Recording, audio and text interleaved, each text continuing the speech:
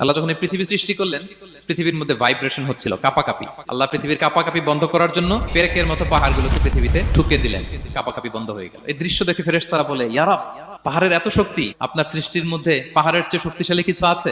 আল্লাহ বললেন আছে। সেটা কি? আল্লাহ বললেন সেটা লোহা, কারণ লোহা দিয়ে পাহাড় কাটা যায়, ঠিক কিনা? লোহার কথা শুনে ফেরেশতারা অবাক। ফেরেশতারা প্রশ্ন, তাহলে আপনার সৃষ্টির মধ্যে লোহার চেয়ে শক্তিশালী কিছু আছে? আল্লাহ বললেন আছে। কি সেটা? আন্নার, আগুন। কারণ আগুন লোহাকে কি করে? গলিয়ে ফেলে। ফেরেশতারা শুধু অবাকই হচ্ছে। ফেরেশতারা বলে, আগুনের চেয়ে শক্তিশালী কিছু আছে? আল্লাহ বলে আছে, আলমা, পানি। কারণ আগুনে দাউ দাউ করে জ্বলে ওঠা আগুনের মধ্যে পানি দিলে আগুন অস্তিত্ব হারায়। ফেরেশতারা শুধু অবাকই হচ্ছে। তারা বলে, তাহলে পানির চেয়ে শক্তিশালী কিছু আছে? আল্লাহ বলেন আছে, রিহ, বাতাস। কারণ বাতাস পানিকে একদিক থেকে আরেক দিকে নিয়ে যায়। জলের মধ্যে বায়ুর উচ্ছ্বাস লাগলে জলোচ্ছ্বাস তৈরি হয়, ঠিক কিনা? ফেরেশতারা আবার অবাক হয়ে বলে, তাহলে বাতাসের চেয়ে শক্তিশালী কিছু আছে? আল্লাহ বললেন আছে। সেটা কি? বলতেছে বনি আদম।